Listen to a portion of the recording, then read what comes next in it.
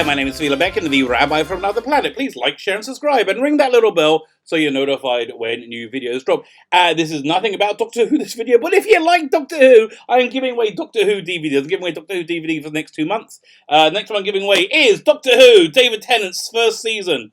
Doctor Who Series 2 with Billie Piper. Fantastic season of TV. I think it's Russell D Davies as one of his, it's really one of the greatest seasons of TV. All you need to do to win it, I'll put the instructions in the video notes, is subscribe to the channel and leave a hashtag Doomsday. Hashtag Doomsday.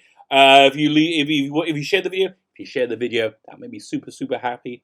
If you want to make a rabbi happy, share a video or buy him a bagel. But you can share the video instead.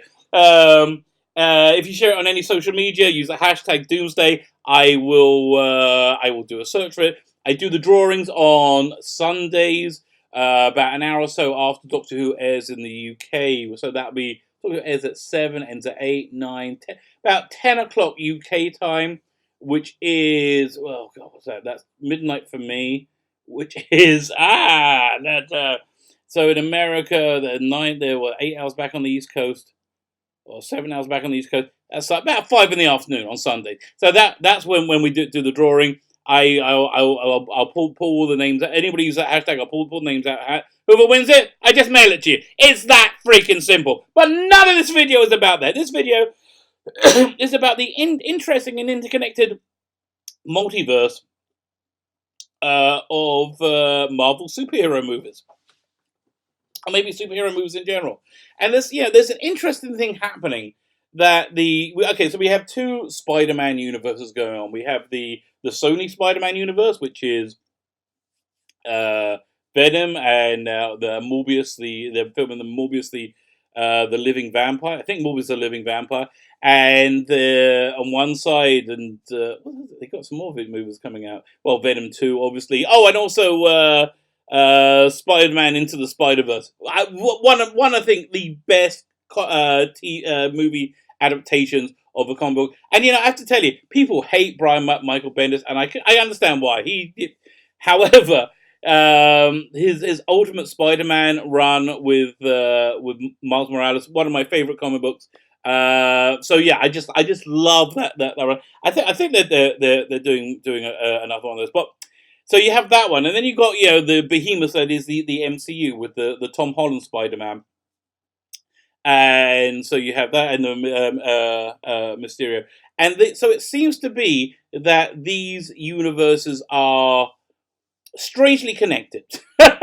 It seems to be they're not the same, but they have similarities, and it seems to be the connective tissue between them is the character of J. Jonah Jameson, who is still being played by, was it J.K. What's his name again? J.K. Simmons, is it?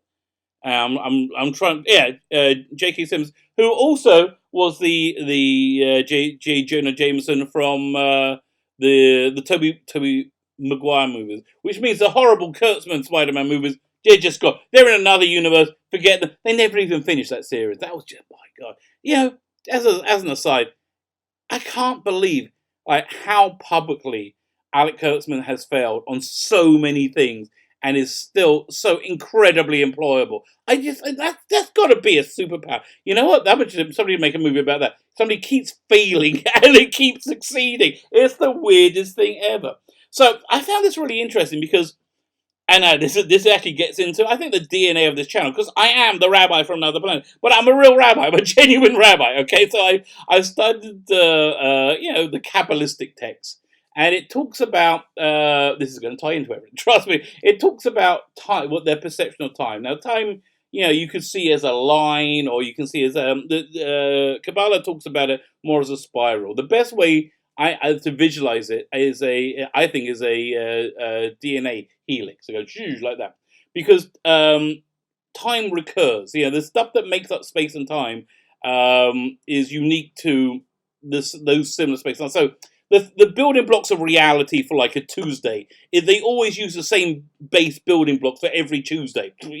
And so if you have an event that happens in one part of time, it can connect to the other part of time. So it just in the same esoteric way, we're having these disparate universes of the MCU and the Sony Connect. So I'll give you a great example. The next Jewish holiday coming up is called Purim. And like all Jewish holidays are basically like, they tried to kill us, we survived, let's eat. Although Purim, will say, let's drink. Purim is a massive piss up. And well, there is a bit, well, not bit, there is a rabbinic commandment, which I do try and uphold, to get drunk to be up to the point where you cannot tell the difference between good and evil. Like, blind drunk. Actually, I have to say, as I get older, that's a real pain in the ass. I kind of prefer the Day of Atonement where you don't eat for 25 hours. I tell you, getting old, you get to be such a loser so quickly. But yeah, but okay, let me get to the point. So the story of Purim is about a aborted genocide of the Jewish people, led by a man called Haman. So the idea is in Judaism that you have souls that recur throughout time. I'm going to give you another reference now. There's a movie called Cloud Atlas, which really illustrates this point, where it's set in like 6 different time zones, and you have the same cast in each time zone, and they intercut between each time zone.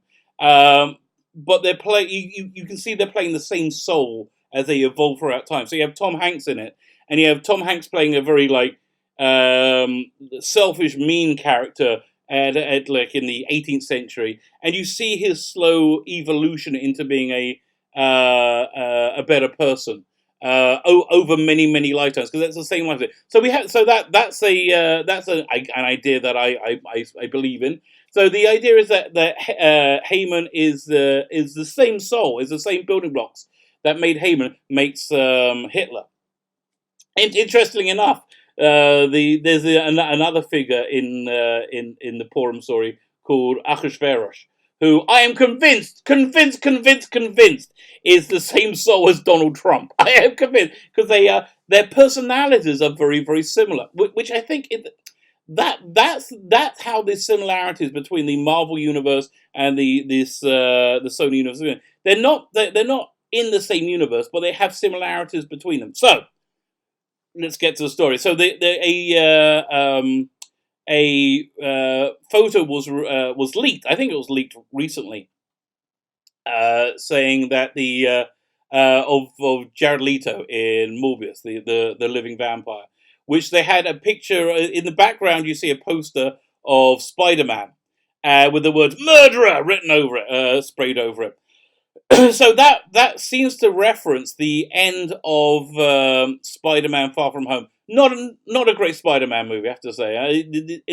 That's the first Marvel movie I didn't buy. You know, the great thing about Avengers Endgame was I was out. I don't have to buy any of these movies anymore, and I think I'm basically out. I may go and see the Black Widow movie in the cinema just to review it, but I don't know. It depends. Listen, if you guys want to hear a review of it, let me know. Oh, I'm probably going to go and see 1917 this week and do a review of that. I hear it's pretty good.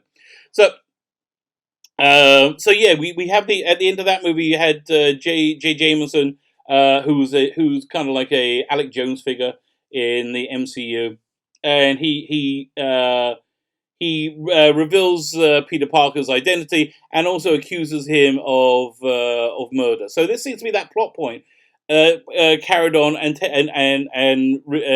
carrying on in a totally separate universe. And here's the interesting thing: it's the Tobey Maguire. It's the picture of the Spider-Man that he's walking by is the Tobey Maguire spider suit, but it's the PlayStation 4 Spider-Man game version of the Tobey Maguire spider suit. So yeah, so I think what we have is reflective universes.